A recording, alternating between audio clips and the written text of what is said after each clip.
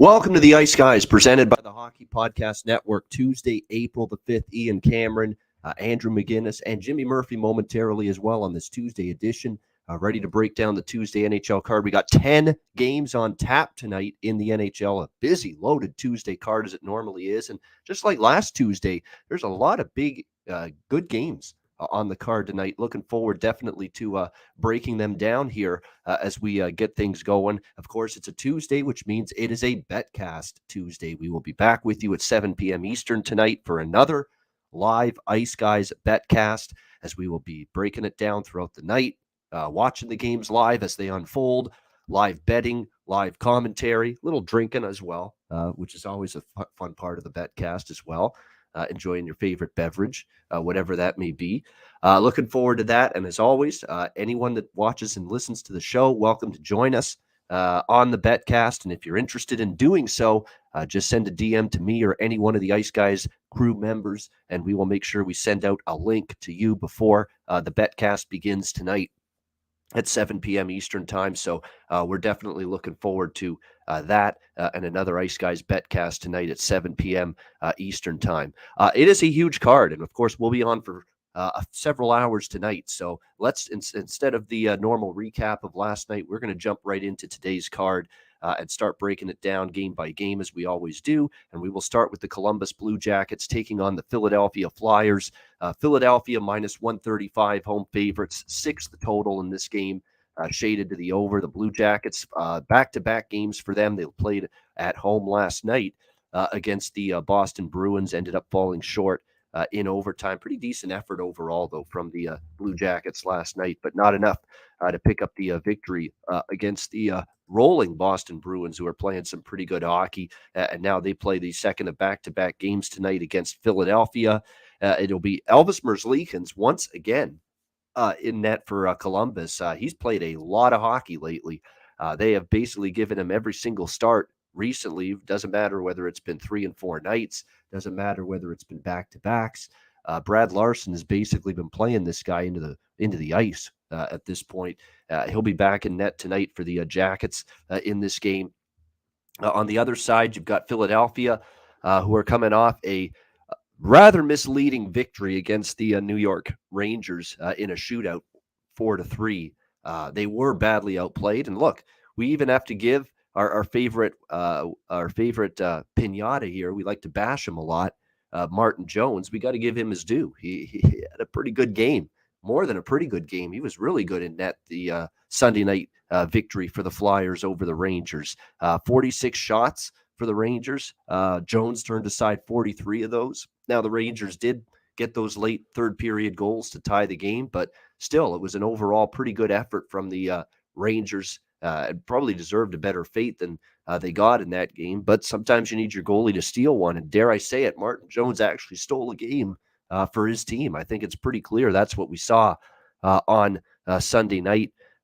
This is a game I don't have a strong feel on. It's 7 straight losses, obviously, for the Jackets.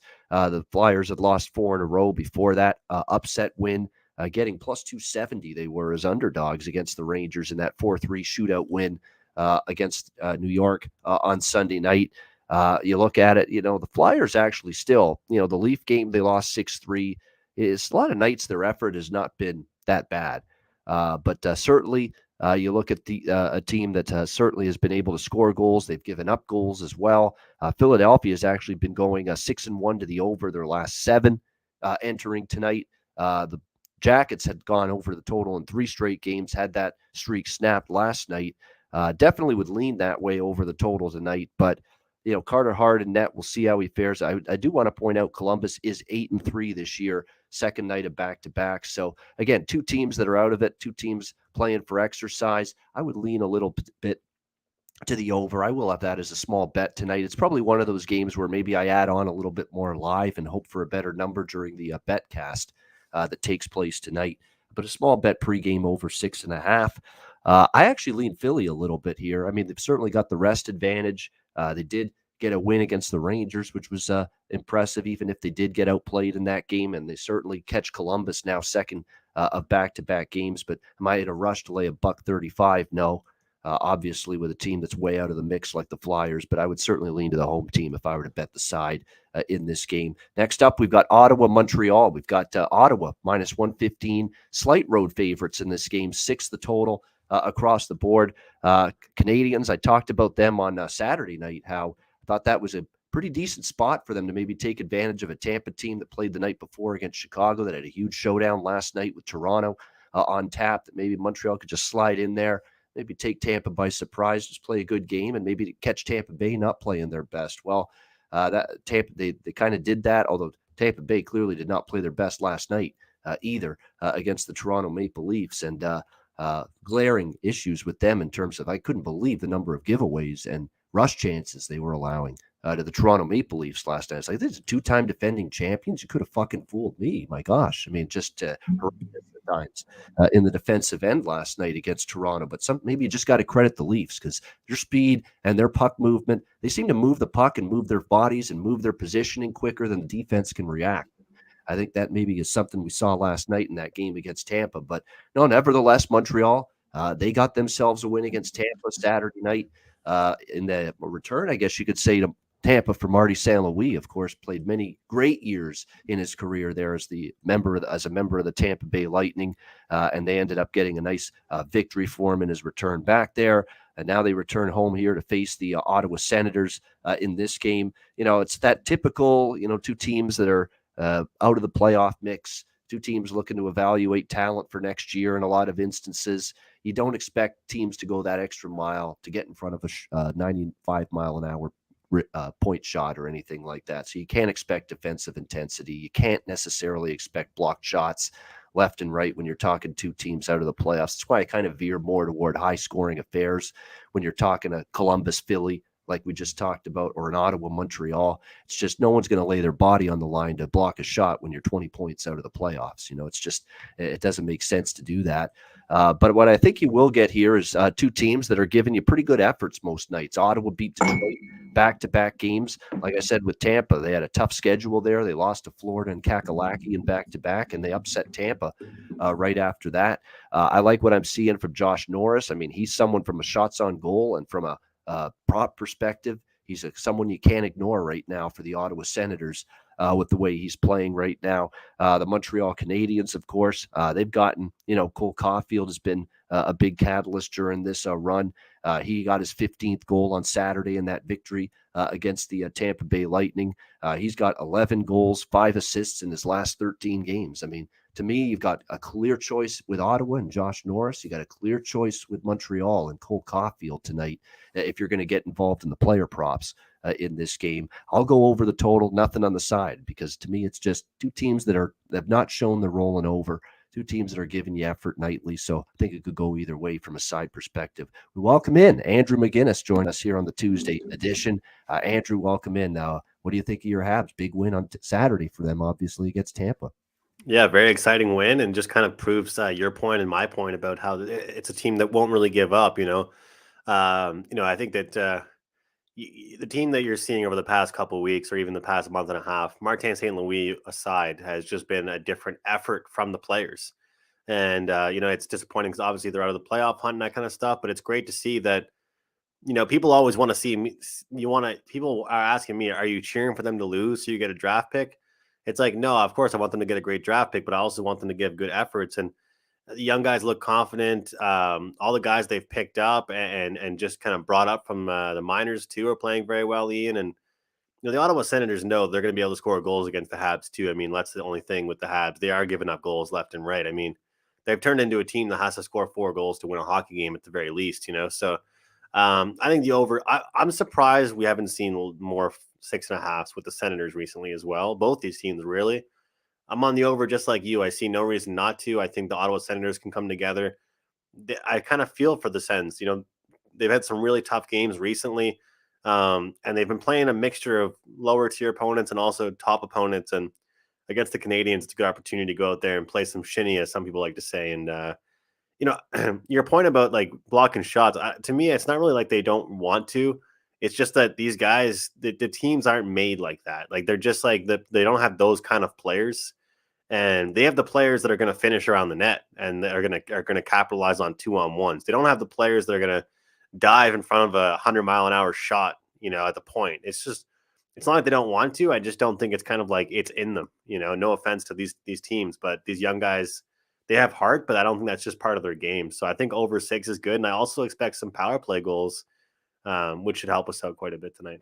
I'm feeling really congested today, Ian. So Yeah. bear with I've been me. congested for over a week, so Yeah. I'm still waiting to get over it fully. It's getting close, but we're not over this little cough and sore throat that I've been having for about the last 7 days. It's close. One thing about our jobs, we love what we do, but when you're talking like hours and hours a day, yeah. The detriment for me doing 3 shows a day on some days is you have to use that voice a lot, and sometimes it wears down. It's like anything. You use something a lot, it's going to wear down. Over a period of time. It needs its rest. And no, but we're going to have it. We're going to get this voice back to 100% very, very soon. Did you have any thoughts on Jackets and Flyers?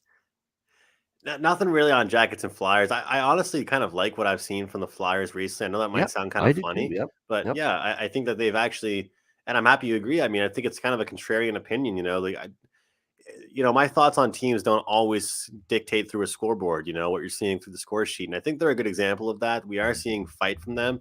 And I'm trying to remember who it was. I don't know if it was Hayes or I can't remember who it was exactly, but somebody went after a Leaf player after the goal. You remember that? Yep. And I like that type of stuff because you're down 6-3 or you're down several goals and you're still pissed. And like, every athlete's going to be mad, but it seemed like the Flyers were just like they're approaching every game like it's a winnable contest. And I don't know, Columbus is a team looking to fade, so I think it could be a good game for Philadelphia. Yeah, I lean Philly. I just didn't want to lay minus 135, but I did say if I were to bet a side there, I'd probably lean to the Flyers a little bit, and a rest advantage after Columbus rolls in after playing against Boston last night as well. All right, we go to the race too. Yes, no doubt. Jackets, good effort last night from the Jackets. Jackets are weird. They're losing, but they haven't exactly completely rolled over either. But I think the Flyers' recent form's been a little bit better. So we'll see if that leads to a victory tonight. Rangers and Devils here next up. We've got the Rangers minus 145, road favorites, 6 the total in this game. Now, when I did these graphics, the total actually was still 6 in this game. I'm seeing the 6s are pretty much gone. I'm seeing it's up to 6.5 now. For the most part, in a lot of places with this game. Is that a hint that maybe we're going to see Georgiev tonight? Usually these Rangers totals move when we start to think maybe Alexander Georgiev's going to be in between the pipes. Now, it is not a back-to-back. They don't play tomorrow night on Wednesday. So, but there are still some sites out there that project we might see Alex Georgiev tonight in net for the Rangers. Bottom line is the New Jersey Devils continue to just have zero confidence. I said this watching the game on Sunday on Twitter against the Islanders. They have zero defensive confidence right now. Zilch. When the puck's on their stick and they're under pressure, it's a panic move. It's a turnover waiting to happen. It's just something that you shouldn't be doing. It's just transition rush opportunities, giving up way too many of those, giving up the blue line way too easily. It's like a free pass to exit or to enter the offensive zone anytime the other team wants. That's what you're seeing right now from the Devils. And, it's just been this disastrous run of defense. And even in the game where after they got bombarded by Boston 8-1, they had the effort and the response you wanted. 6-2 lead on Florida and couldn't hold it, which speaks to their defensive problems right now. I mean, this team's given up 8 to Boston, 7 to Florida, 4 to the Islanders, 4 to Washington, 3 to Toronto, 4 to the Rangers, 6 to Edmonton, 6 to Calgary, 6 to Vancouver, all in the last 10 games. I mean, it's just been terrible at the defensive end of the ice from the blue line collective as a whole. And obviously when you got to throw out Nico Dawes and John Gillies every night, I mean, that's tough. It's tough competing with that as your goaltending. It just is. These aren't NHL level goaltenders right now for the New Jersey Devils, and it's clearly showing its way through. Rangers off a 4-3 shootout loss to the Flyers, but as I said earlier, kind of definitely deserved a better fate. They controlled the game, dominated play, but hey, Martin Jones had his one great game every 10 or 20, it seemed, on Sunday night, so we got to give him his credit for that. You've got to figure for the Rangers, though, they get anything close to 40, 45 shots tonight, they're going to score more than the 3 they scored against the Rangers, against this Devils team. There's one, I don't do the combo bets very often, but we have talked about them before here on the Ice Guys show. And this looks like a great spot and great game to maybe look in that direction. with one of these combo bets. And what I mean by that is maybe a New York Rangers and over 5.5 at plus 160. I really think that's a tremendous play right there at plus 160. Great price, play plus 150 to plus 160. That's the price I'm seeing at a couple books I'm looking at right now. That's Rangers and over 5.5, because I think even if it's Shesterkin in net tonight, he actually has given up a couple more goals recently than we normally expect from him. And on the flip side, I don't think the Devils will do much to contain the Rangers. And the Rangers actually come into this game, I think, with some focus on New Jersey, because the last time they played this Devils team, it was an embarrassing second period. It got completely away from them. They lost 7-4. Obviously, it was a terrible game by their standards, especially that second period. We were on the betcast that night. I think it was a couple weeks ago. Things just fell apart. It was amazing to see how things crumbled for the Rangers in that game against New Jersey. And this is the first time now playing the Devils since that game. So I think they come up here with a point to prove. We're better than this Devils team. The last time we played them, it was unacceptable the way we played. And I think you'll see a great effort from the Rangers tonight. So rather than the minus 145, because I lean that way, I'm going to do this combo bet, Rangers and over 5.5 here, plus 150. I think that's better than, say, either Rangers minus 145, betting that on its own, or betting an over down up to 6.5 on its own. Why not put them together and see if you can cash a plus price at around plus 150, plus 160. So Rangers and over 5.5 combo plus 160. That looks like a great way to go about it here in this game. Andrew, what do you think? Rangers Devils? Yeah, I think back to a couple days ago when the Devils blew that 6-2 lead to the Panthers. I actually had the Panthers on a 2-teamer. And that was just, I couldn't believe what happened. But I mean, the Panthers continue to do it. The Devils continue to blow leads like that and give up so many goals. I mean, what's interesting about this Devils team, Ian, is that, sometimes when you handicap games, you talk about a short sample size, right? 2, 3, 4 games. Like you just listed off, you could list off the last 50 games this team has played and how many goals they give up per game, right? You don't need a 4 or 5 game sample to explain how many goals they give up. And whether it's just defensive mistakes in their own end, whether it's too many guys getting caught too deep in the offensive zone, whether it's a goaltending error, whatever it might be, you kind of got to feel bad for the offense of this team, don't you? I mean, this team sometimes can score 3 or 4 goals and no doubt about it, lose a game. They do not make it easy on themselves defensively. And I think that a huge part of my handicapping goes over the past couple of weeks, Ian, has definitely been, you want to get a team that's laser focused, and the Rangers, I think, even though it's only off two losses, they will be. I think it definitely helps. If they were off 2 wins where they won them both by 5, I think my handicapping is a little bit different in this game here. But I think that I like how I believe the Rangers come in very focused. Of course, I tweeted something out the other day, and I got some flack for it. But I talked about how Jack Hughes is great player and stuff, but is always injured. And someone told me it was one of the worst takes they ever heard. And I was like, it wasn't really a take. It was just like kind of a fact.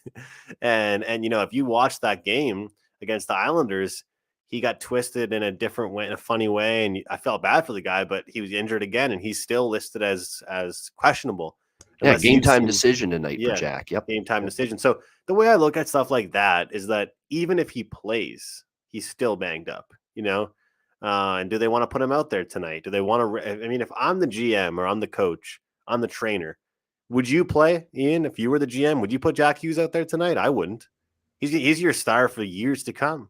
You know what I mean? Like, and everybody is worried that maybe because I haven't seen an announcement about if it's Georgiev or not yet. But even if he is, like, he hasn't been too bad recently, and I still think that they're just so much better defense. Look at the defense that New York has, the blue liners they have compared to the Devils. I'm on them in regulation tonight with the Rangers, but I definitely think the Devils are going to give their best offensive effort. I just don't know if they're going to be able to bring the exact same thing defensively. So I guess realistically, the biggest thing for me, and I'm sure you agree, like you said, is that they're focused. I think it's a huge part of my handicapping, especially in the month of April.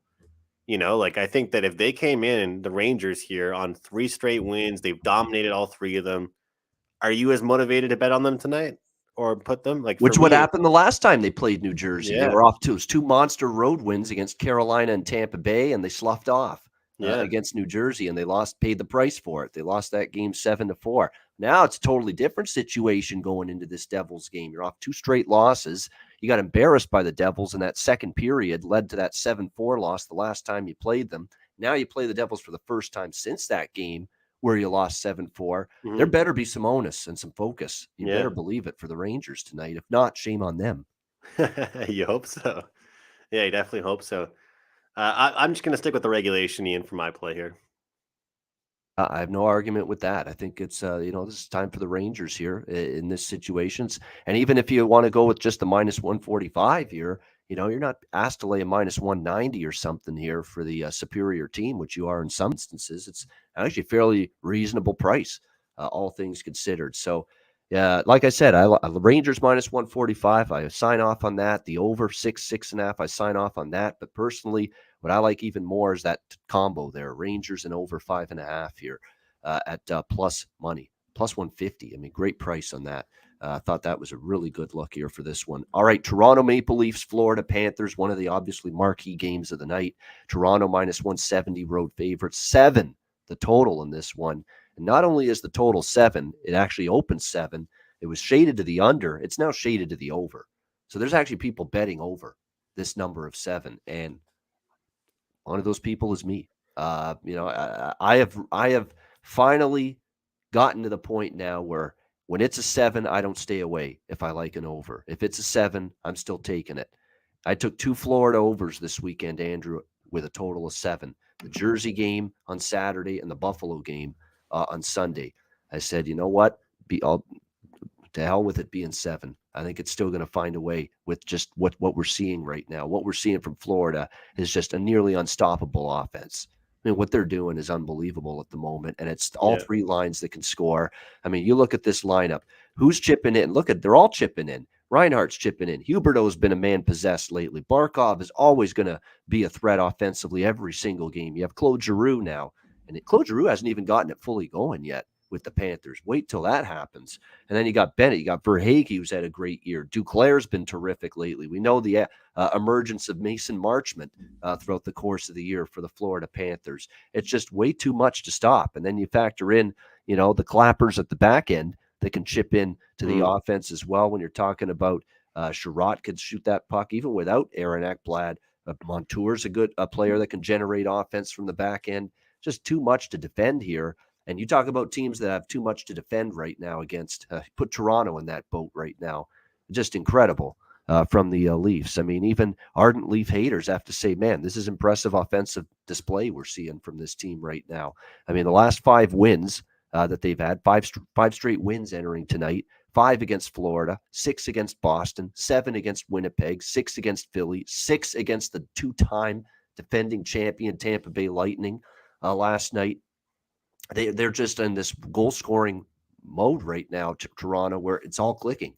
It is all clicking right now. They're getting the depth scoring. Mikheyev, he seems to be making an impact most games lately for the Leafs.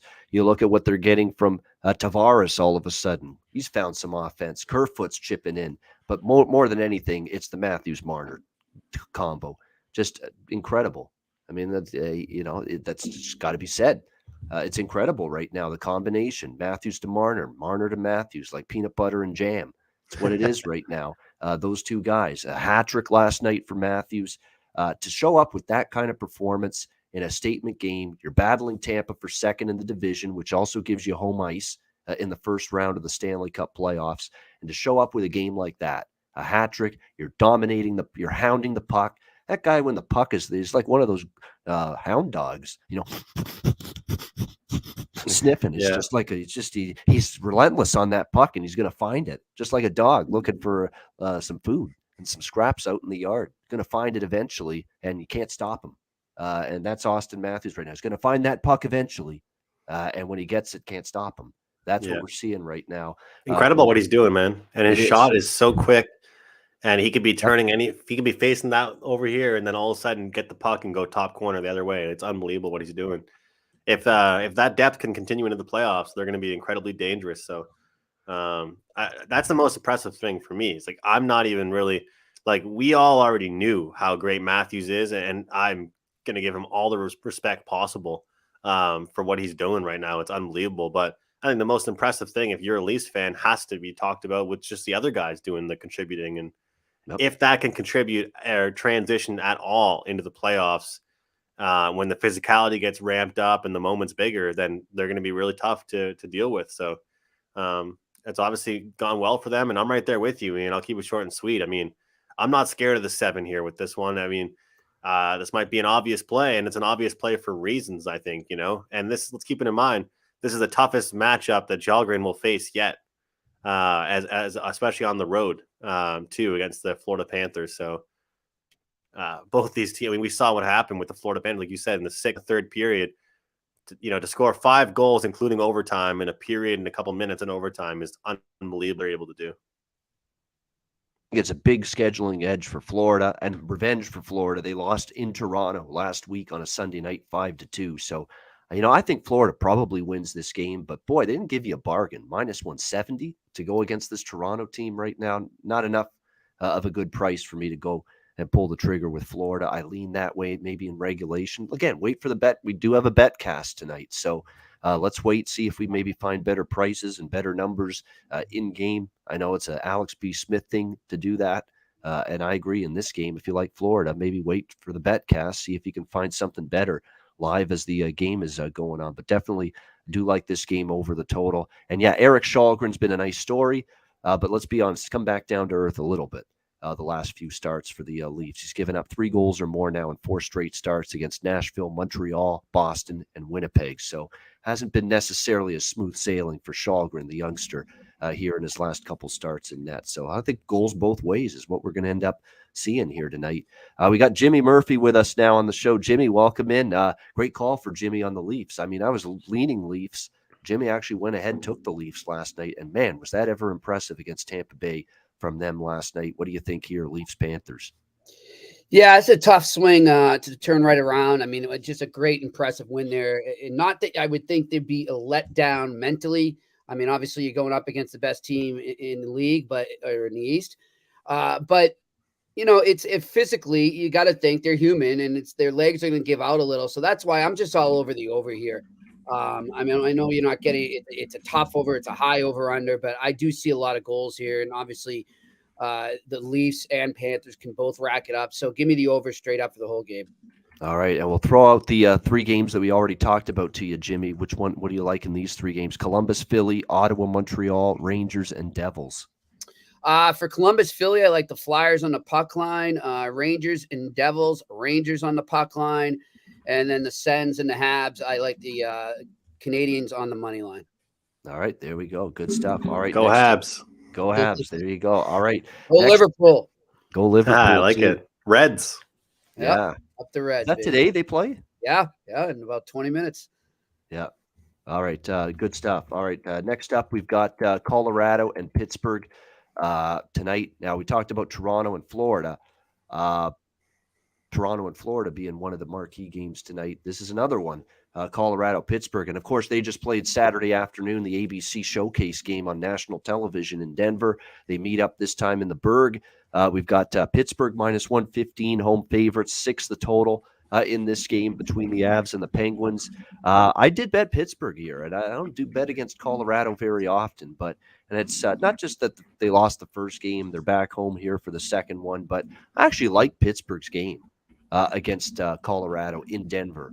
Like, it was toe-to-toe. 40-38 were the shots. Pittsburgh was right there, with Colorado in that game. So I think that gives them confidence now going back home that they could turn the tables a little bit and avenge that defeat and get the win here on home ice. Of course, the Pittsburgh Penguins, in terms of their home ice performance, especially of late, they've been better. And by the way, they're 4-1 in their last 5 games, and the second of a home-and-home against a team. So, they've been good in this kind of spot here tonight as well. Again, it's not easy to ever go against Colorado, but I think there's things that set up nicely for the Penguins. They're going to feel pretty good about their game, even though they lost 3-2 to Colorado on Saturday. It was a back-and-forth kind of game, and you still have some key injuries.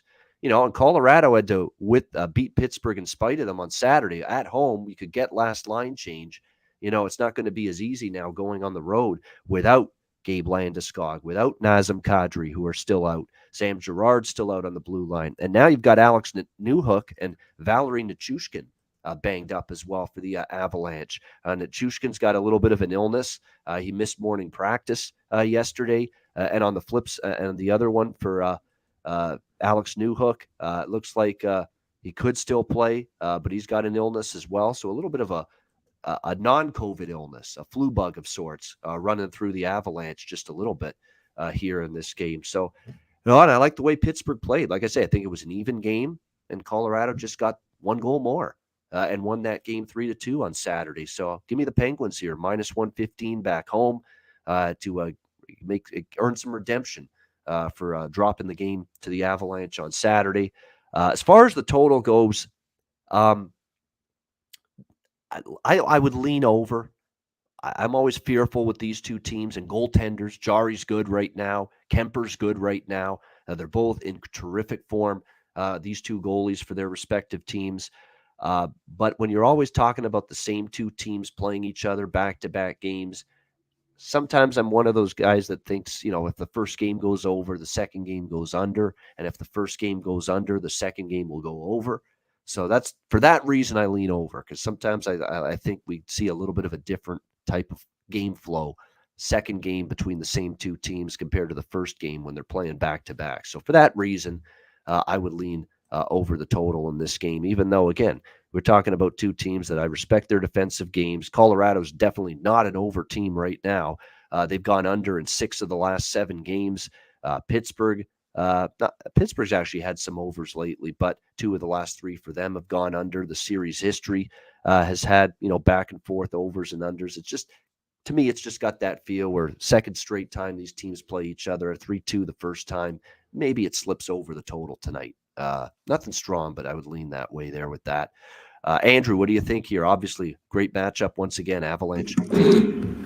Yeah, great matchup. And you talk about, recent form and, tough schedules and stuff like that. I mean, the Pittsburgh Penguins have definitely played in some, quite tough games, depending on no matter who it's been against, really. They've had some battles over the past couple of weeks here. And obviously one of those games is against the team they're playing tonight that they played just very recently. And I think that tonight is the night we see the total switch, under the first meeting. I think this one goes over 6 here, guys, tonight. I think that plenty of chances here. We got two teams, top 5 in the league in scoring, top 5 in the league and expected goals and power play percentage here. And I think that we'll see a motivated Pittsburgh team back at home here. So them playing back at home and them kind of being on the road for a little while too. There's a lot of different angles here that we can approach. And Colorado has been a better defensive team. They have gone towards the under a lot recently. I just feel this one isn't really one of those ones, and we could see kind of a goal fest tonight in this one. So give me the over here. All right, like an over 6 for Colorado, Pittsburgh for Andrew. Jimmy, what about you? Avs, Pens. Yeah, this is going to be a good one, guys. I like the fact that the Penguins get a quick turnaround here after the game over the weekend. So I'm going to go with the Penguins to get a little revenge here. Give me the Penguins on the money line. All right, Penguins money line. And again, because you're playing Colorado, you get Pittsburgh -115 at home, which is a very rare sight, to see them just getting this kind of a price on home ice. And I'm looking at the, I'm looking at the expected goals numbers for the last meeting. It was pretty close. It really was. I mean, so, if Pittsburgh can come out of that game feeling okay, about the way they played for the most part. Like high danger chances were even 12 apiece, for and against. So, very, very even games. So factor in changing venues here, -115. There we go. So in this case here, -115, I think definitely worth the look here for the Penguins in this one. All right, we got Carolina and Buffalo next up. Carolina -250, road favorites in this game, 6 the total across the board. The Carolina Hurricanes, obviously, still maintaining their spot atop the Metropolitan Division, although it did look like for a little bit there were a couple of teams trying to make a run at them in the division and still are, but they keep fending off the Rangers and the Penguins and 4 points clear of the Rangers, 6 ahead of Pittsburgh for first in that division, but they're coming off a 3-1 loss on Sunday night against the Minnesota Wild. And it was a phenomenal game by Marc-Andre Fleury. It was just Marc-Andre Fleury, vintage flower. in that game, 38-19. I mean, Carolina outshot Minnesota heavily in that. Just a great performance. It's not like Carolina, wow, what happened to them that night? No, Marc-Andre Fleury happened to them in that game, and he was great. Obviously, it's a bounce back spot here for Carolina, but my affection right now for the Buffalo Sabres is very high. This team has given me a lot of bang for my buck lately, in terms of taking them as underdogs in good situations and taking them against Chicago when they were down in that game and cashing in, and taking them against Nashville on Rick Jeanneret night on Friday night. And I figured that was a slam dunk home run, home underdog spot. And they showed up against Nashville big time Friday night for their outgoing 51-year broadcaster, Rick Jeanneret, who is a absolute gem. I'm going to stop right there, because if you give me another, I'll talk an hour, 2 hours about Rick Jeanneret, because he is the reason I was a Sabre fan growing up as a kid. But nevertheless, I knew they'd show up for the guy on Friday night and want to beat Nashville. They did that. And look, even the Florida game, it didn't go their way. Florida kind of took over in the second and third period, but, competitive with obviously a very, very strong, very good Florida Panthers team. And that's the thing you notice about Buffalo every night, the work ethic. They are not an easy team to beat right now. They play hard. They work hard. They've got Tuck, Thompson, Skinner. They got Okposo. They got Middlestat chipping in. Cousins is starting to find some offense for them. They've got their blue liners playing better and better. This Jacob Bryson kid looks like he could be a good puck-moving defenseman for a long time for the Sabres as well. Dahlin has picked up his game lately for them as well. This Matthias Samuelsson, man, they rave about him every Sabre broadcast. I always hear Rob Ray saying good things about him on the broadcast, and it's hard not to. He's a very composed, very, very intelligent defenseman for just a young kid, and he keeps on maturing and getting better there with time. So there's a lot to like about Buffalo. And yeah, Carolina certainly wants to bounce back. They are still the better of these two teams, but I'm not laying a $250 price against the Sabres right now. I'm just not doing it. They're a team that's in every game right now. I don't hate this. If you like Buffalo, I'd try to be a little safer rather than just hit the plus 220. Maybe a Sabres double chance, the draw double chance, where if they lose in overtime or a shootout, which is a very distinct possibility, you also get the money. You also cash that bet. And that's still a pretty good plus price if you bet that. Sabres draw double chance at like plus 130, plus 140. I'd probably prefer that in this game, if anything here. We'll see who's in net here, too, for Carolina tonight. I would think it's Freddie Anderson. Yes, it's Anderson versus Anderson. Anderson versus Anderson here tonight for these two teams. Freddie Anderson and Craig Anderson.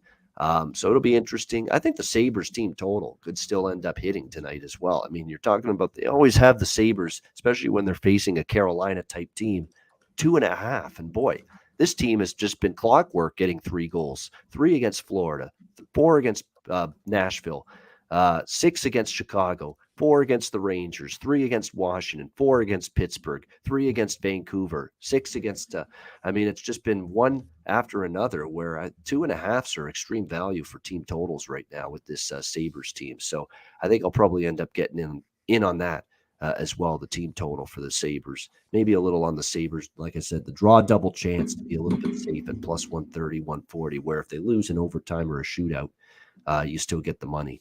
What do you think here, Andrew? Carolina, Buffalo.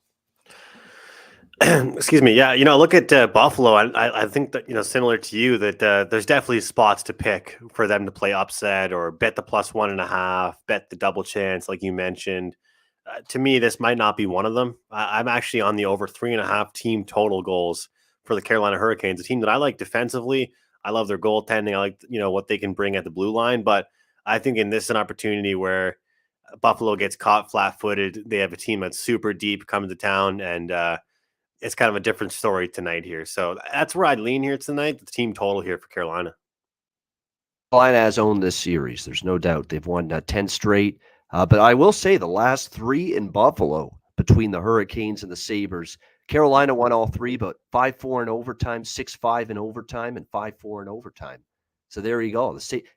If that pattern continues here, that Sabres draw double chance will be a winner if that continues. Carolina's won 3 straight in Buffalo, but they were all in overtime against this Sabres team. So again, proof that this And Alex has been talking about the draw with Buffalo for weeks now. I mean, they've played so many overtime shootout games. It's almost always worth at least a small sprinkle every time you see Buffalo playing.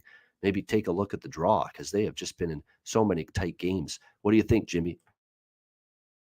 Yeah, look, my instincts would say Carolina in this, but you never know. I mean, with the way Buffalo's playing, like you guys are saying right now, they're matching up well. And like I said it last week, I think they remind me a lot of the Habs. Just going out there, having some fun, and really letting the young guys run free, and it's paying off. And they're gaining confidence game by game, even when they lose, like you said. And even that game on Sunday, I know that they didn't look like they're exactly in it at times, but they were. They're out there. They're confident no matter who they're playing, and they're creating offense. So I'm going to stay away from the side. If I was going to go with it, I would maybe lean towards Buffalo. It could be a live dog for me as I get closer, but right now my play is on the over. All right, liking the over here. And yeah, the Sabres overs have been pretty damn good lately as well. Buffalo definitely been trending over the total. All right, next up, we've got the Boston Bruins and the Detroit Red Wings here. Back-to-back for the Bruins after a overtime win against the Columbus Blue Jackets. That was maybe a little bit more difficult than it had to be last night, but nevertheless, the Bruins found a way and got the job done. They're minus 210. Road favorites tonight in the Motor City in Detroit. So back-to-back on the road here for the Bruins. The total right now, six, actually mostly 6.5 here. Actually, it's 6 at DraftKings, so I'll leave it as 6. 6 at DraftKings, 6.5 in some other places. So make sure you shop around if you like the total. If this was any other team that Boston was playing tonight, but Detroit, I'd be on the dog here because this is not a Bruins spot. It's not. It's back-to-back on the road, an overtime win last night. You're playing lowly Detroit, and you got a huge, huge game with Tampa Bay coming up next on your schedule. So you talk about, and Andrew mentioned it a few minutes ago, he's got to really zone in and hone in on these teams that are going to bring focus at this time of year. I don't know if this is one of those nights for the Bruins where we're going to see focus. I mean, they're playing obviously a reeling Detroit team, but my concern with taking Detroit is Detroit good enough to do anything about it right now? I don't know that that's the case. I mean, this is just such a horrendous defensive team right now. Can't even say enough. Like we talk about New Jersey's defensive struggles, it's been every bit as bad for the Red Wings. They've given up just in the last 10 games alone. We've seen them giving up 7 to Edmonton, 5 to the Islanders, 11 to Pittsburgh, 5 to the Rangers. They give up a 5 spot in both losses to Ottawa over the weekend. I mean, they just can't keep the puck out of their own net. They're just so wretched defensively. It's very, very difficult, even in what's a clear Red Wing spot and a clear, maybe negative spot for the Bruins to even take Detroit. And that's what I'm having trouble doing. Sometimes you got to, hold your nose and bite the bullet and take a shot at the dog. And I still might. Maybe I'm sick in the head for it, but I just know for staring at this game from a mile away that this is a dangerous game for Boston, knowing, what they've got coming up with Tampa Bay, coming in after an overtime win against Columbus last night. And it's also worth noting, too, it looks like there's going to be with Pasternak and Frederick ruled out tonight for the Bruins, that they're going to be going with a little bit more of a youthful approach up front. You're going to end up seeing a lot more. It looks like they've got line juggling just a little bit. Marchand, Bergeron, DeBrusk, Hall, Howland, Noshik, Foligno, Coyle, and Smith, and then Anton Bleed, Jack Studnicka, and Mark McLaughlin there, that young kid who's actually played pretty well since being called up to the Bruins, playing on that fourth line for them. But, with the Pasternak injury, Frederick out, you just beat Columbus back-to-back games. I mean, this is just, it's got that. If Boston somehow loses like 3-2 in overtime or 4-3 in overtime to Detroit tonight, I'm not totally shocked. I'm not, because of just how just worrisome this spot looks from a mile away for the Boston Bruins, who have the huge matchup with the Lightning coming up in their next game. So Detroit or pass for me. I'm just trying to wrap my head around actually hitting the trigger finger on the Detroit Red Wing bet, which is not easy right now with how that team isn't playing defense at the moment. Andrew, what do you think here? Bruins taking on the Red Wings.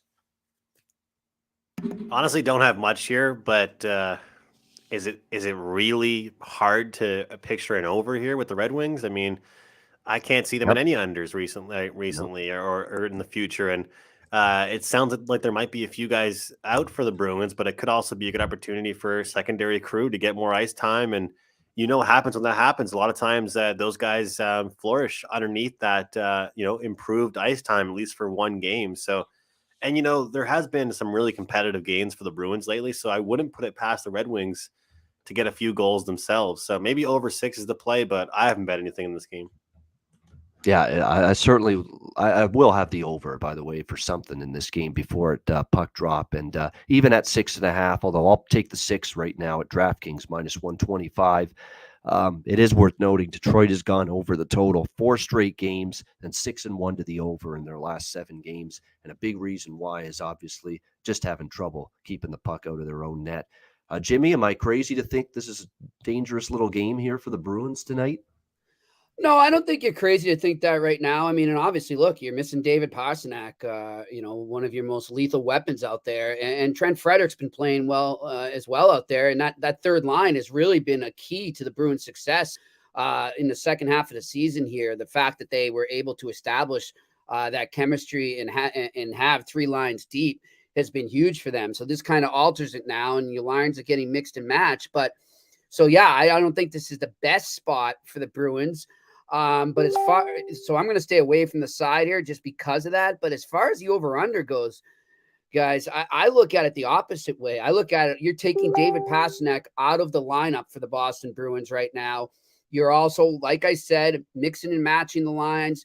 It could break up the offensive chemistry for them. And I don't think the Detroit Red Wings are exactly an offensive powerhouse. And then you got Jeremy Swayman in the net right now, who's one of the best goalies in the league. I'm smelling an under here. I'm smelling a snooze fest is what I'm smelling. I'll even go right out and give you a prediction now. 2-1 Bruins in a shootout is my final prediction for this game. Wow. That I think I'm definitely staying off now. Have us fast asleep by the second period, unless you wake up in the shootout, and maybe that's exciting. I don't know. But I think this is going to be just one of those games you're like, ugh. If I didn't have to watch it, I wouldn't be watching it. There you go. So don't watch it and don't maybe expect as much excitement as we think. So even against that paltry Red Wing D, only 2 goals and maybe a shootout is what it'll take for the Bruins to get it done. So there we go. Maybe a correct score if you believe in Jimmy's prognostication. You make some good money on that. Yes, absolutely you can on those correct score props. Yeah, There's no doubt. You could look in that direction and get a pretty good price on that. If you are so inclined. Let me just see if I can find that. Yeah, 2-1 Boston would be 16-1. There you go. There you go, boys. 16-1 on Boston 2-1 tonight against the Detroit Red Wings. All right, Minnesota, Nashville next up. A good matchup here. We've got even money, both sides pretty much minus 110 here in Music City. The total in this game 6 across the board. This is interesting because, look, I'm not stepping in front of Minnesota, flat out. I'll say that right now. Just not doing it. They're playing great.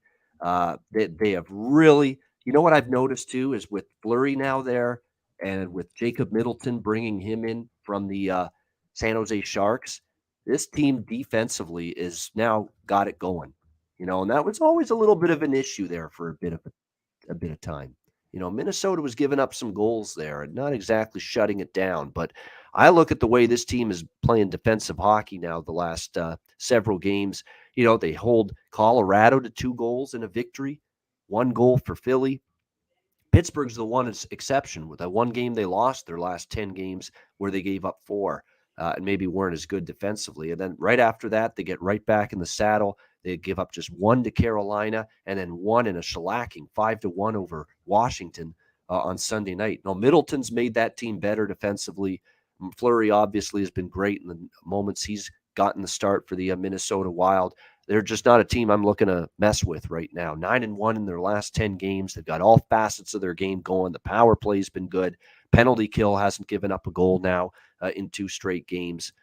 But here's the issue. The issue is you've got a Nashville team off a loss to Buffalo 4-3 Friday night. They haven't played since then. They've had 3 days off. They've got a huge scheduling advantage here. Minnesota is playing, I believe, their 3rd game in 4 nights.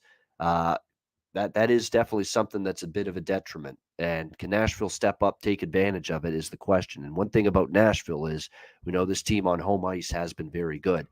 Nashville, I think, comes into this game with a pretty good home ice record in recent games. In fact, long-term, 20-8 in their last 28 home games here in Music City. So that's going to keep me off Minnesota, but I sure as hell ain't betting against them either right now. Andrew, what do you think here? Wild Predators. Yeah, I mean, as you know, I'm like a pretty situational guy, and for the most part, I would tell you that this spot screams Nashville, but it might come back to bite me. But I'm ignoring it. I'm ignoring what the fact that it's 3-4 nights. Yep. Minnesota 9-1 their last 10 games, and I can't lie, it feels pretty good that one is the one I had a big play on with Pittsburgh a few days back. But this team has looked super good. And you got to love the nickname they're giving Marc-Andre now, the Wildflower. That's pretty funny. Throwing bouquets on the ice and stuff like that, which is, he's a great guy. He deserves all the love. And I just think that there's just too much speed and too much firepower on the Wild. I mean, the Predators, it's just unbelievable how many goals they've given up per game. I mean, all of a sudden we'll see them give up 1 goal and then they'll go 2 games and give up 4 and then 6. That it's just unreliable. Minnesota's actually been pretty solid defensively for a team that plays, I'd say, pretty dangerous and pretty fast. The way they move up and down the ice, the way they can transition the puck, and their power play is also very dangerous. And Nashville has, been kind of giving up way too many penalties recently. And you take a look at a team like Nashville, hasn't played since April 1st, sitting here talking on the 5th right now. I think we can all agree there's some younger guys in that team, but I don't know what the average age is on that team compared to others, but they're an older team a little bit. And I think people are blowing it up too much that it's a good thing that they're rested.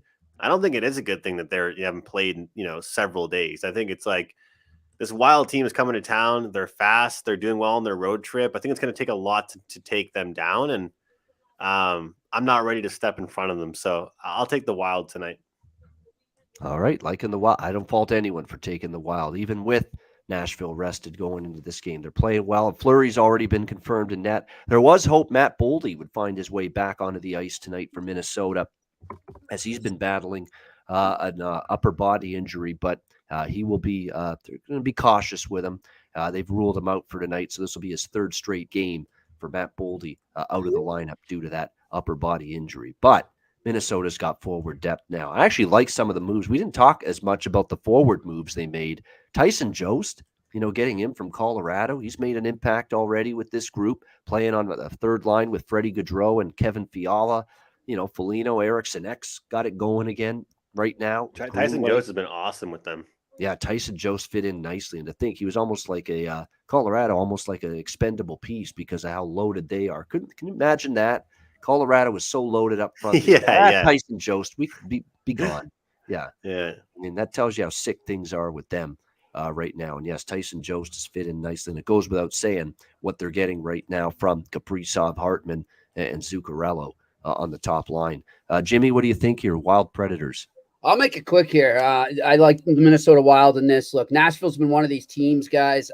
I think every time I go with them, they lose. Every time I go against them, they win. But I'm just going to go with my gut. I'm going with my gut here right off the bat, and it's Minnesota. And also, guys, I agree with you on Tyson Jost there. I think that was a classic situation where a player for the longest time needed a change of scenery. For whatever reason, he just couldn't, even before Bednar, like he just couldn't crack the lineup. He just had a lot of trouble finding his spot. And good for him that he's doing in Minnesota. But that being said, guys, they didn't exactly give away him for nothing. They did get Stern.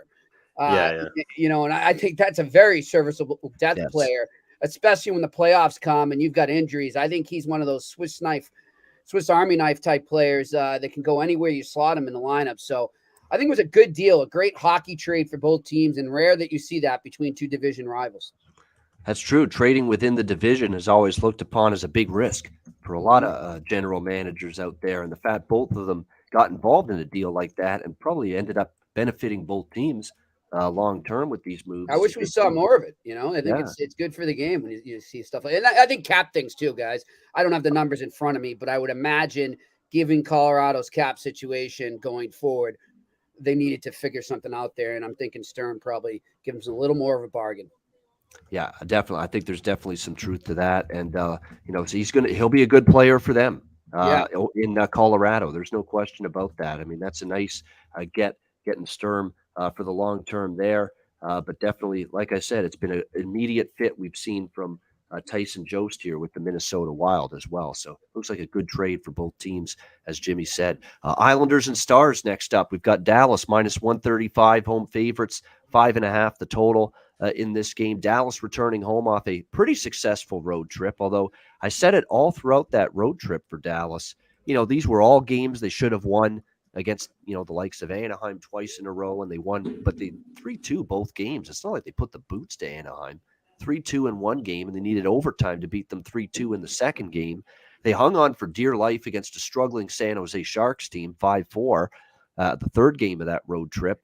And then, obviously, back-to-back end of that trip, you play Seattle, and I guess you fall flat. You're looking forward to getting home. Okay, you can lose that game, but still, it's not a great performance and a great team you lost to, 4-1 there. So Dallas, with all these great comments from Bonus and Ben talking about, it was a great road trip, 3 out of 4, did what we needed to do. I don't know. I expected a little better than that, to be quite honest. You lost the final game to Seattle. You were life and death to win the 3 games you did against teams well out of the playoffs. How good was that road trip for the Dallas Stars?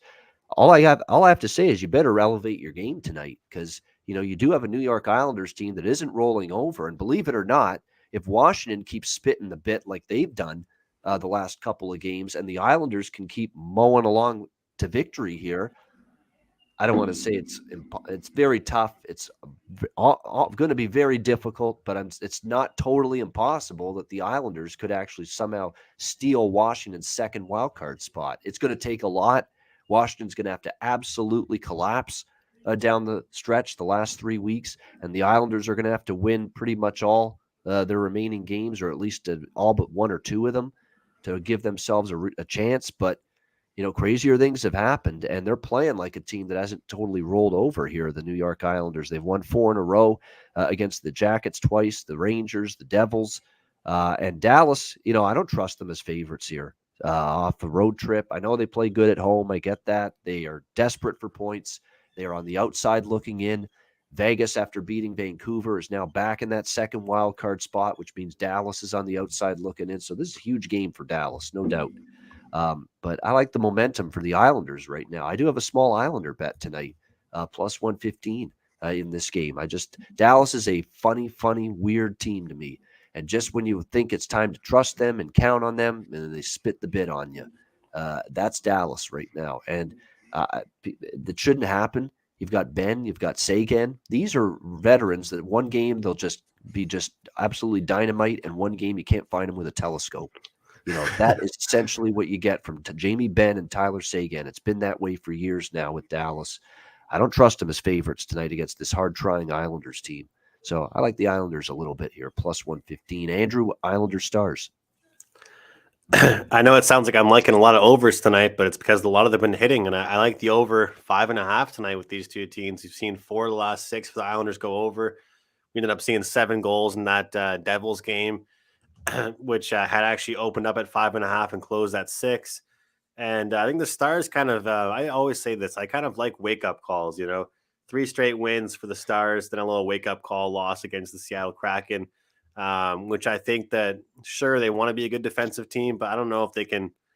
I think both teams will be involved here tonight. And I think after giving up 4 goals, they're going to be hungry offensively, but that could also lead to turnovers and, getting away from their game plan of being a good defensive team too. So I'm on over 5.5. I think the Islanders are playing well.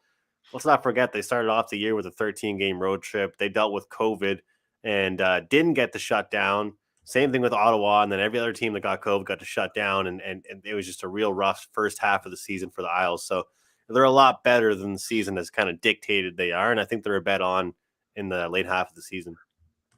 Yeah, I mean, this total 5.5, I could see the case to bet it over. I can, especially the Islanders here that are on this 5-2 run to the over their last 7 games. Dallas, kind of trending the other way, but you get Dallas now back home. What are their home over under numbers here? I'm going to look that up right now. Dallas at home. Wow, 15 overs, 15 unders. So there you go. That's the Dallas Stars over under this year at home, 15-15. Islanders 18-14 to the over on the road this year. So there you go. It's actually if you combine the two, it actually does point to the over here with the Islanders and the Stars tonight. What do you think here, Jimmy? Islanders Stars. Well, first, I just want to address Cheshire Cat there. I'm not ignoring you, my friend. I'm just obviously distracted a bit by the Liverpool match here. And as far as the Bruins go last night, I thought once Brad Marchand laid that hit on and DeBrusque got that goal, I thought they definitely woke up after that. I thought that sent a message to his teammates and to his opponents. And Columbus looked rattled after that. I thought Columbus was very distracted and more focused on getting revenge on Marchand than they were in the game. So that's what I thought about that game. But as for this game, boys, I love the under. It feels like an under type game to me. These teams usually are low scoring teams overall. I know that recently sometimes not, but I just like a defensive minded game from both squads right now. And I'm with you, Ian. The Dallas Stars, much like the Nashville Predators, they're one of the most frustrating teams of the season, I think. Oh my God, yeah. It's just I don't even like touching many games that they're in. I'm not going to go near many sides with them anymore. So just give me the under here.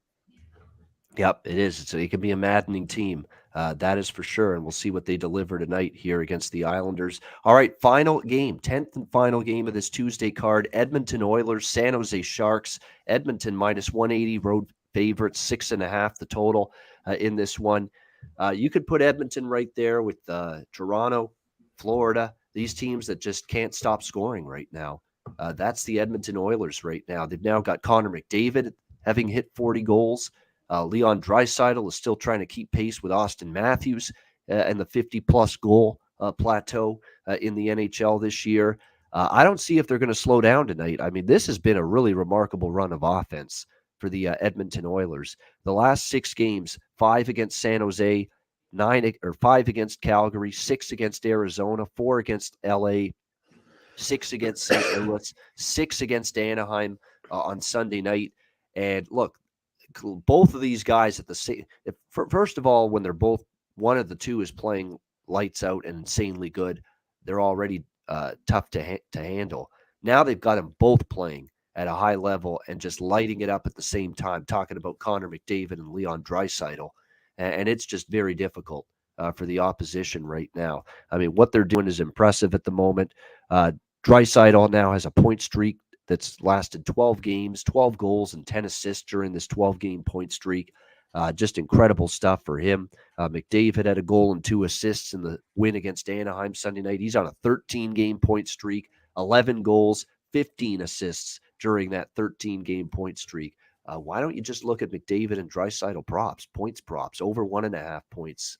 That's what you got to do. That's what you got to hone in on for this game. And it's not like San Jose's the team we trust to suddenly put the defensive clamper down on this Edmonton team. We've seen San Jose give up 5 to Dallas, 4 to Colorado, 5 to Arizona. They gave up 5 to Edmonton just a couple of weeks ago when they played the Oilers. So this to me looks like a good Draisaitl and McDavid type of props night, and they're incentivized to keep this going. McDavid's hit 40. I think he'd love to hit 50 goals himself, maybe shoot for it. Draisaitl wants to keep pace with Matthews. He's amped up, try to keep this offensive surge that he's on, amped up to keep it going. So just look at props tonight with McDavid and Draisaitl here in this one. Maybe throw in a little Yamamoto and Kane on the side, because those two guys have played pretty well lately for the Oilers as well. So I'd look at Oiler props in this game. As far as the side or the total, lean Edmonton in regulation, but I'm looking more toward Edmonton team total, over 3.5, minus 135. And I also like the full game over 6.5 here. I think even the Sharks are, it is Koskinen in net tonight, but doesn't matter.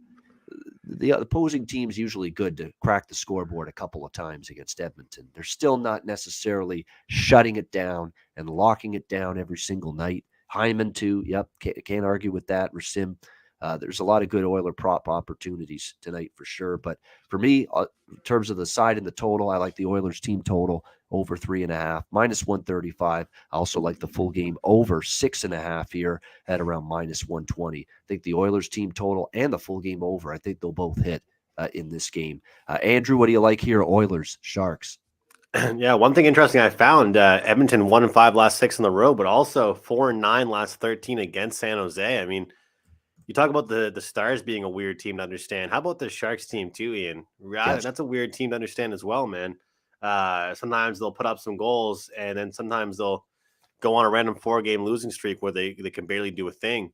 The funny thing is about these losing streaks they go on, though, is sometimes they're scoring goals themselves. You look at that game against Dallas, you kind of hate to, you feel bad for them. They score 4 goals, and of course they lose still in a 5-4 contest, but this is one of those ones where I'm actually looking the opposite. I think the under 6.5 is a play here. I think Edmonton has been playing in such track meet games, and I know the last one against Arizona was kind of obviously them carrying the scoring, winning 6-1. But other than that, they've been involved in 6-5, 4-3. That 9-5 loss against Calgary. This is a good opportunity to win a defensive game, I think. So I think I would say under and Edmonton in some way. All right, so lean Edmonton, but maybe looking for a lower scoring game. They better hope they get good goaltending from Reimer, because they didn't get it from Kakkonen in the last game. That is for sure. But Reimer will be back in net tonight for them. He's been up and down, some good starts, some weak starts. He was good in his last start against Anaheim, but did struggle against Arizona as well. So like I said, for James Reimer, it's been a little bit of everything lately when he's been in net. Jimmy, what do you think here? Edmonton, San Jose. It's a Jimmy puck line for me, boys. Give me the Oilers -1.5. All right, Edmonton -1.5 plus 130 puck line for Jimmy Murphy on this game. All right, great stuff. That's the Tuesday card. Excellent. Thanks to everyone for joining us. 210 live viewers on YouTube. Hit the like button. We got the Betcast tonight, 7 p.m. Eastern time. Looks like we'll give our guy Andrew a night off tonight on the Betcast. The voice is bothering him a little bit. I know the feeling, but that's okay. I wish it was just the voice. Yes. I just feel like dog shit. Yeah. Anybody that says COVID is not a real thing, they can go fuck themselves. Oh, it is a real thing. It definitely does. It's definitely real, especially when it impacts your own immune system. That's for sure. So, but Alex will be there. I'll be there. And certainly, if you want to join us on the Betcast tonight, send a DM to us, any one of us, and we'll send you the link to the Betcast before it begins. 7 p.m. Eastern time tonight. 10 games, a lot of great games, live betting, live commentary, some drinking on the side. Bring your favorite beverage. It'll be a lot of fun as always. Tuesday night live Betcast right here on the Ice Guys. Looking forward to that. And we're also looking forward to also mentioning once again about DraftKings Sportsbook, official sports betting partner of the NHL, and great partnership here with the Ice Guys and the Hockey Podcast Network. And of course, if you are a new customer, take advantage right now with DraftKings Sportsbook. New customers can bet just $1 on any NHL team, get $150 in free bets if they win. A bump in the win column for your team means free bets for you. If DraftKings Sportsbook isn't available in your state yet, you still have a shot to light the lamp. Everyone can play for huge cash prizes with DraftKings daily fantasy hockey contests. DraftKings giving all new customers a free shot at millions of dollars in total prizes with their first deposit. Download the DraftKings Sportsbook app now. Use promo code THPN. Bet just $1 on any NHL team and get $150 in free bets if they win. That's promo code THPN at DraftKings Sportsbook, an official sports betting partner of the NHL. Must be 21 years of age or older. Must reside in a DraftKings Sportsbook state. Restrictions apply. See DraftKings.com/sportsbook for details. Gambling problem, call 1-800-GAMBLER. Download the DraftKings app, sign up for an account, and use the promo code THPN. All right, best bets to wrap up the Tuesday edition of the Ice Guys. Andrew, we'll start off with you. What do you like for best bet? I'm going to go with the over. Huge matchup, obviously, East versus West with the Penguins and the Avalanche. Met just a couple days ago, and final result was 3-2, and I think that was even a good defensive performance from both teams. I don't think they can replicate that again tonight, and I love when two teams play each other so recently. You kind of look for a different result totals-wise. I'm going to do that tonight, over 6 with Colorado and Pittsburgh. All right, Colorado, Pittsburgh, over 6. Best bet for Andrew McInnis. Jimmy, best bet. I'm going to go into that the under there, that one that I like with the Bruins and the Red Wings. Give me the under 6.5 in Bruins Red Wings. All right, Boston, Detroit, under 6.5. Best bet for Jimmy Murphy. My best bet for the Tuesday card here. It's a great card overall. I'm actually going to go with, it tells you how much I like it, but I really do. I'm going to go even with the total being 7 over between Toronto and Florida. I just don't know if these two offenses can be stopped right now. And again, if you get both teams to get to at least 3 goals, you're going to push worst case scenario on the over in that game. I just think it's going to be difficult for either of these two teams to contain the other.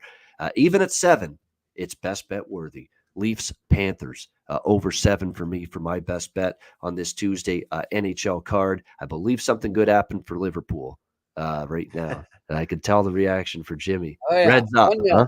There you go. 1-0. 1-0 for Liverpool. Good stuff there as the Liverpool team, Liverpool FC, get on the board there in soccer action. All right, great stuff. We got the Betcast tonight. We'll see you then, 7 p.m. Eastern for that. Great stuff. The Ice Guys, of course, 7 days a week, Monday to Friday, 2 p.m. Eastern, Saturday and Sunday, noon Eastern. If you can't watch the show live, download the Ice Guys podcast in audio form on all major podcast platforms, Google Podcasts, Apple Podcasts, Spotify, Stitcher, and iHeartRadio. Download the Ice Guys podcast when you can't watch the show live. For Andrew McInnis and Jimmy Murphy, I'm Ian Cameron. Have a great Tuesday. Enjoy the games and good luck. We'll talk to you again tonight, 7 p.m. Eastern for the Betcast. And then our daily show returns again tomorrow, 2 p.m. Eastern. Stay tuned and join us again for more of the Ice Guys presented by the Hockey Podcast Network.